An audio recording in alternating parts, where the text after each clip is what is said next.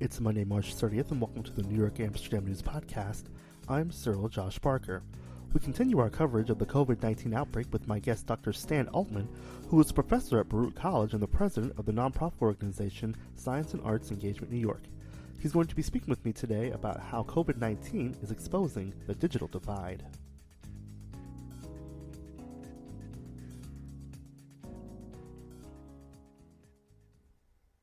1 million homes in New York City do not have internet access, and if they do, it's at slow speeds. With the schools closed and students doing classwork remotely from home because of the coronavirus outbreak, all students need internet access to do their schoolwork. The city has given students who don't have computers devices including iPads, and several cable companies are providing free internet access for 60 days. And yes, welcome to the podcast. Thank you so much for joining us for this episode. Still working from home, but everything is great. We're still putting the paper out and we're getting everything done, so we're very happy about that. This episode is near and dear to me because this talks about the digital divide in this nation. I'm going to allow Dr. Altman to talk a little bit more about what that is. But I can honestly say for me that this is a topic that's important because I had computers growing up when I was younger, living on the West Coast. And so I can honestly say that having computers in school definitely got me to where I am today.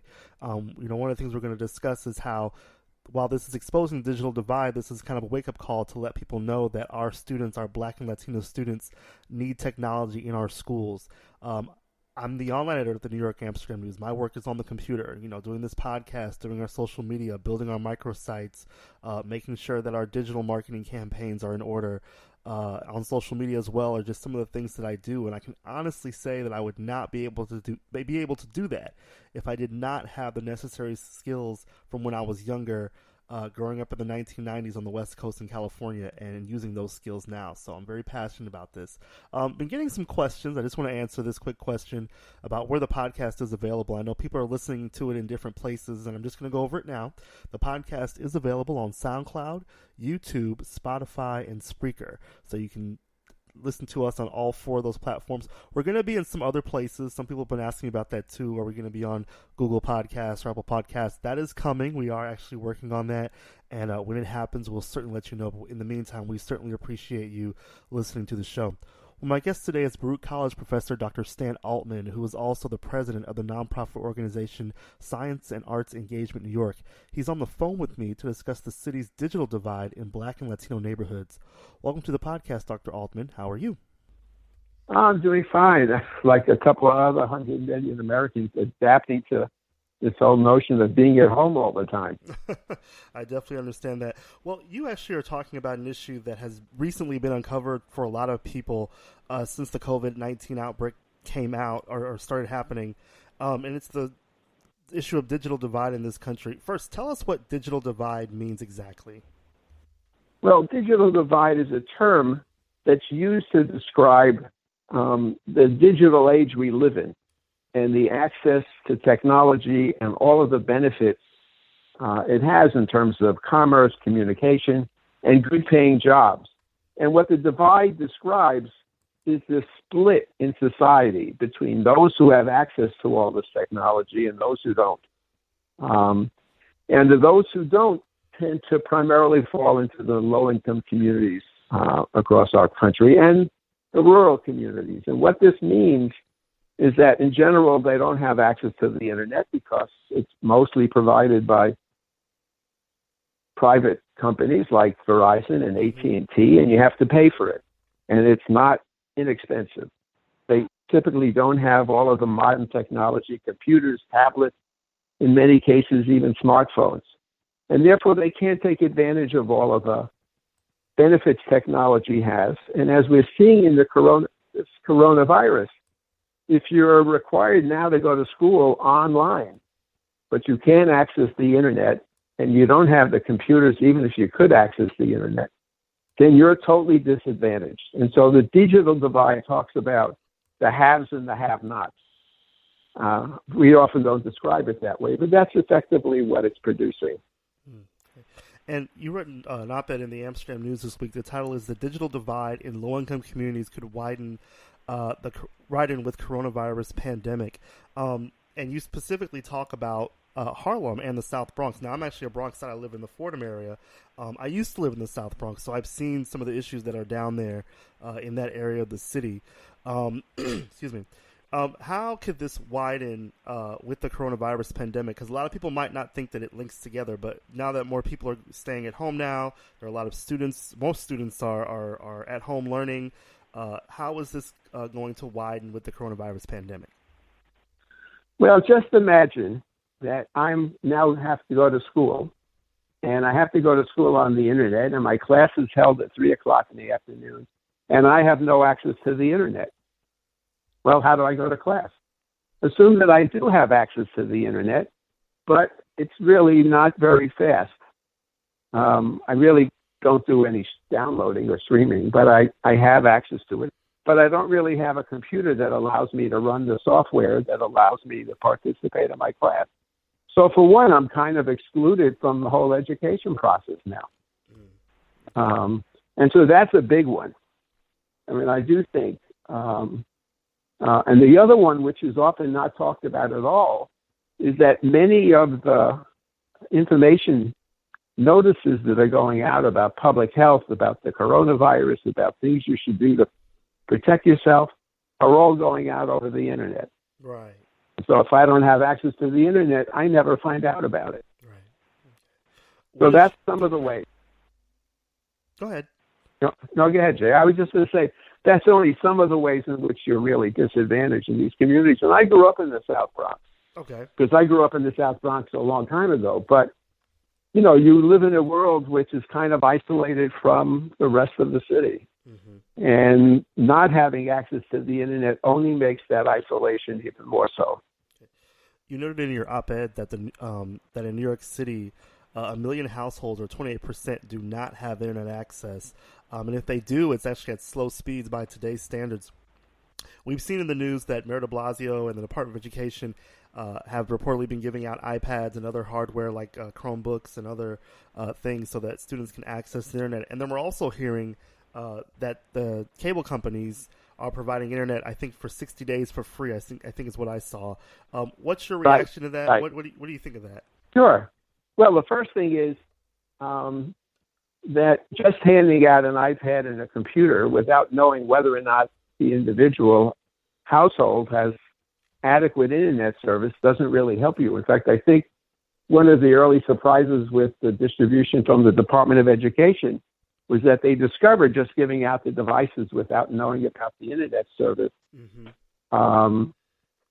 it didn't solve the problem. I think what the providers, the cable companies, are doing is quite commendable, because from my own friend's experience, you can do this with software if you have a computer to onload it. And let's assume you can do all of that. And so you get internet service for free for 60 days. But the semester runs on through June. Okay. And so I'm now 60 days into my class, and all of a sudden the 60-day mark shows up. And what's my choice? I either have to pay for internet service I couldn't afford before, or I have to have it canceled. And so I'm back into the same dilemmas I were when this all started. Wow. What would make much more sense would be for the internet providers to be able to provide an ongoing service at a very reduced or for free. And maybe somebody else pays for it. Maybe out of all of this $2.2 trillion package that's been passed, and maybe future ones that are going to pass, they'll do something about internet connection and try to find a way in order to make that accessible to everybody, independent of your ability to pay for it.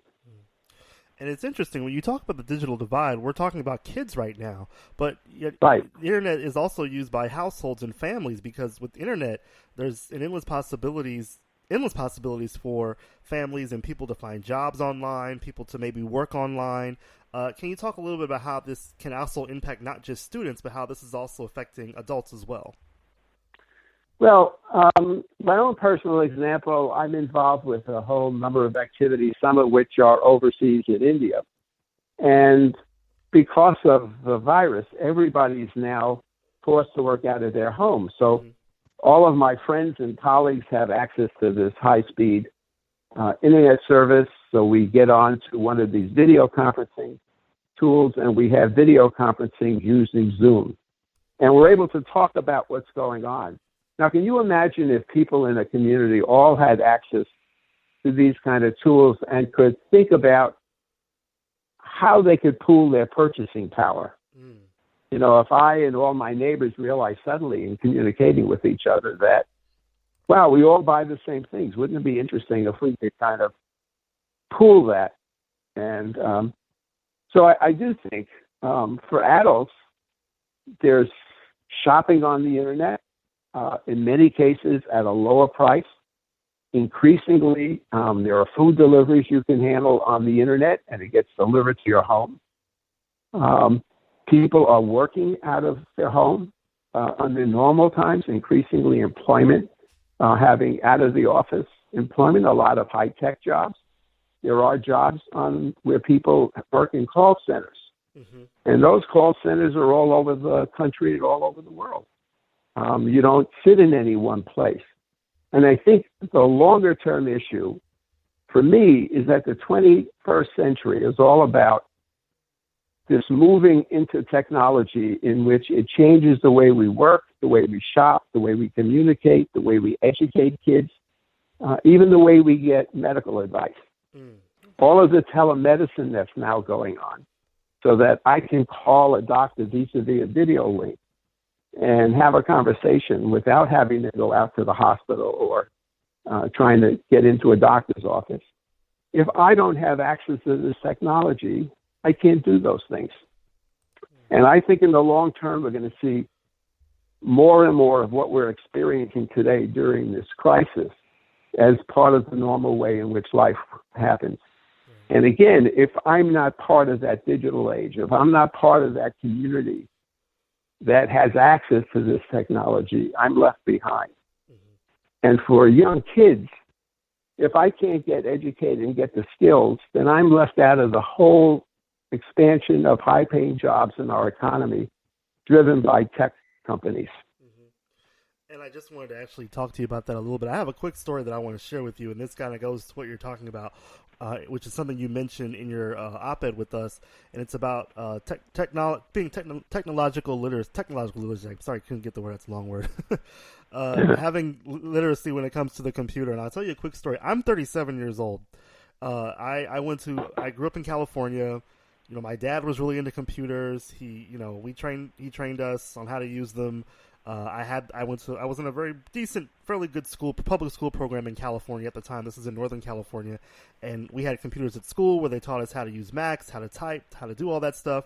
That's not the case for a lot of schools and students here in New York City. And I'll tell you this, I have a friend of mine who is the same age as me. He grew up here in New York City. And we kind of pitched in, a group of our other friends pitched him to buy him a MacBook for his birthday. And when we gave it to him, the first thing he said to me, we're the same age, he said, one of you is going to have to teach me how to use this because I have no idea how this works. And so I sat with him for a while to train him on how to, type things, how to go online, how to do things. But that was interesting that we grew up in different places, but he's not the only one who is not tech savvy with some simple stuff. So can you elaborate on that? Because you're talking about this can make the difference between having a job or not in this particular job market. Yeah, one analogy that I draw, because some of what my colleagues and I, in conjunction with City College, have been doing, and Harlem is trying to create this notion of a Harlem Gallery of Science. And one of the exhibitions we did was around basketball. So, you play basketball. You want to be a good basketball player, you have to practice. You have to get on the court. You have to shoot the basket. You have to play in competitions. And it's that repetition through which you begin to build up a skill. Well, if I'm in a school where we have computers, but we really don't have teachers who know how to use them, or the computers aren't really connected to an internet that works, or the computers happen to be 5 years old because they've been sitting in boxes, then I never get a chance to practice. I mean, I'm fairly technical, and I have to say, if I don't use a particular program for a week or two, sometimes I can't remember how to basically use it. And so I think what happens with kids in Harlem, kids in Upper Manhattan, kids in Bed-Stuy, kids in the South Bronx, they don't have access to these devices on a day-to-day basis. It's not part of their everyday culture of actually using them. And so when they have access to them, they really don't quite know what to do. Mm-hmm. If I work on a PC, for example, and work through Windows operating system, there's one set of languages that I'm now dealing with. But if I work on a Mac with their OSI operating system, it's like dealing with a whole different language. Yeah. And so that's the other problem. You know, you train me on one, and then I happen to get, for my own personal use, another one, and I don't understand the language. Mm-hmm. Yeah. Again, getting back to me, I can honestly say we had it both at home and at school, and we both had Mac and PC, so we were very fortunate growing up. Right. In a household with a dad my father was really, really into technology at the time, and thank God he was. Because if I didn't, I wouldn't, my job right now at the Amsterdam News, for example, thanks to him and being around technology when I was younger, I mostly managed the website for our company and also build websites for our company and other online digital projects. So I went kind of beyond just learning the language of just Mac and PC, but just getting into coding, which again, that makes students, young people in our communities, more better candidates for certain jobs and into getting in the area of starting their own businesses. One thing I wanted to ask you about, I don't know if you heard about this, but earlier, it was last week, and there were stories coming out talking about internet service providers that blocked New York City families with unpaid bills from remote learning. And so that goes back to some of the companies, I'm not going to name any of them, major cable companies who blocked families who didn't have paid bills, even though they were told that they could use the internet for free. Are cable companies, communications companies, are they resistant to this? I mean, I understand 60 days of free internet is a big deal. I'm sure it costs a lot of money, but is this a financial burden for them to have to do that for 60 days? Like, can you tell us about the financial side of this? Well, first of all, I think that particular case you're referring to is very interesting because by the end of the night, the cable companies in question reversed themselves. Okay. And they said that they weren't going to deny it. And quite frankly, that was a smart thing to do because all of them are going to be asking for federal relief. Okay. And the amounts of money they're asking for makes those little bills pale by comparison. The second question you have about what it costs, keep in mind that when you've got this whole infrastructure already in place, the big cost on a lot of the internet services is the capital cost of putting this transmission line. It's like building the highway. Mm-hmm. The big cost is building the highway. There's obviously a cost for maintaining it, but it's not the same as when you build it from scratch. Mm-hmm. So there's internet service in terms of the infrastructure and backbone that's currently available. So my sense, I don't know what the actual cost numbers are, is that it's an absolutely marginal cost to add users on in this particular setting. The place that there is a cost, and I put that in quotes, is because these internet networks are now being tested to just how much traffic they can carry. Mm-hmm. There's so much usage between the phones and the internet services that is a concern that at some point the demand for access to these and the amount of traffic that's going on is going to lead into possible crashes. It's kind of like when you get really backed up during a real crowded, the end of the day, people coming home from work and the Long Island Expressway is back to back. Right.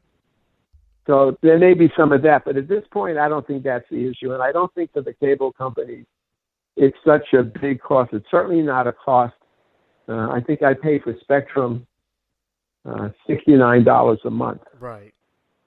If I was a low-income family in Harlem and they gave me one of these free packages, it certainly would be costing them $69 a month in lost revenue. Mm-hmm. I try to imagine sometimes what the profit margin is for my internet service. Yeah. I wonder the same thing because I have Optimum here in the Bronx, and Right. one of the things about New York, we live around all different types of people, and there's some of us who are doing okay, but then there's others of us who aren't doing so okay. So I can't imagine what a family would have to go through to have to pay for the internet. I'm kind of with you when it comes to that. I want to read a quick quote from your op-ed that you wrote for us this week, and it said, the fast-growing technology sector represents one of the best opportunities for New Yorkers from low-income backgrounds to springboard into the middle class. But too many New Yorkers from low-income communities lack the required early exposure, hands-on skills, and educational credentials needed to compete for these jobs. And so in saying that, I do want to ask you, what should we be doing in our schools? Because here's what's going to happen. Things are going to get back to normal. I'm using air quotes here. Things are going to get back to how they used to be. People are going to be going back to school. What changes maybe should we make in our public school system to make sure that our young people are getting tech ready? What type of investment should the public school system be making in technology to expose young people to technology at an early age? Well, I think the first thing is we really need to make sure that all of the schools, and in particular, the schools in low-income communities have all the resources that they need to actually deliver these courses and to get students engaged. And that means that they've got working equipment, that the internet services that are supposed to be there are up and running and working, that they've got teachers who are trained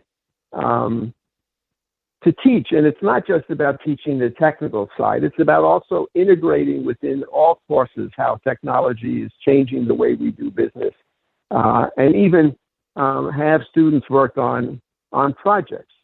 One of the reasons I mentioned earlier that some colleagues of mine in conjunction with City College are creating this Harlem Gallery of Science is because the idea would be that these exhibitions are on very popular themes. Like we've done one on the science of basketball, in which students will come in and see a game that they play routinely without understanding all of the physics and science and mathematics that underpins the game.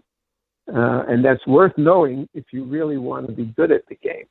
We did another exhibition about the science of music, from jazz to hip hop. And there's a case where music and mathematics are almost interchangeable. And the idea is to get students motivated about learning more about how this technology impacts their life. And I do think the other side of it is to create a whole ecosystem in these communities that really supports kids' desire to end up in a more academic career.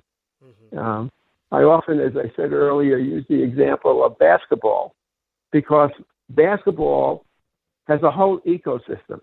I don't have to, I knew growing up in the South Bronx, basketball was something we played in the schoolyard all the time. Mm-hmm. Nobody had to tell me about people who were good basketball players.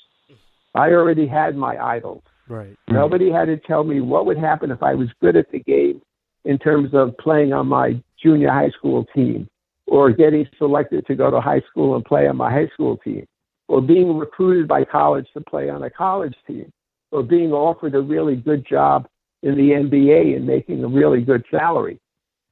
Okay. That was a high motivation for me. And I think no one is explaining to young kids in these communities about what the possibilities are for them. As somebody once said, if you don't see it, you don't even know it exists.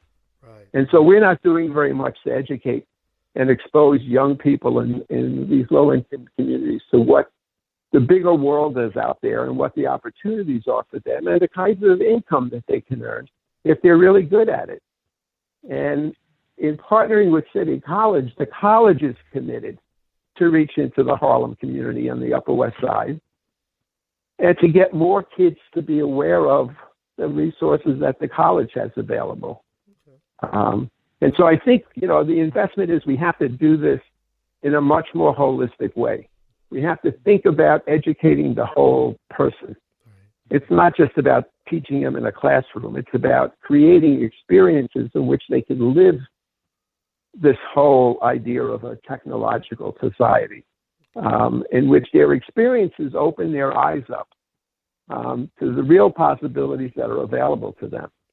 And I think the benefit to societies, I've seen this for some of the programs I run at the City University, is these kids have incredible capabilities. They see the world for a whole different set of eyes. And bringing that perspective to the table changes the way we think about what a real problem is and how you solve it. And so society is doing themselves a big disservice by not including these young people. Interesting. Dr. Altman, I just wanted to also make a note. You are a professor at Baruch College, but you also have an organization. Can you tell me a little bit about that, a nonprofit that covers science and STEM? I think it's the Science and Arts Engagement of New York. Tell us a little about the organization. Yes, I'm a full professor at Baruch College. I've been there since 99. I came there originally as the dean of the School of Public Affairs. And one of the things I observed in the City University was that we didn't have as many Black and Latino students as I would have imagined. And so in about 2013, a colleague of mine I'm an electrical engineer by training, and he's a physicist by training. We became aware of a project that had been started in Ireland, in Dublin, by Trinity College in response to the Irish government wanting to get more young people into the tech fields. They wanted to expand their tech economy. They needed trained people to work in it. And we thought, wouldn't this be a really great idea to do something like that in the city, but to focus it in the community of Harlem, where the idea would be to attract more young Black and Latinx students into the STEM fields. We approached City College. The first year and a half or 2 years, City took the lead on doing this, and then the budget crisis hit in about 2014, 2015, and the college really wasn't able to commit any resources to this project. And my colleague and I decided this was too good an idea to let die.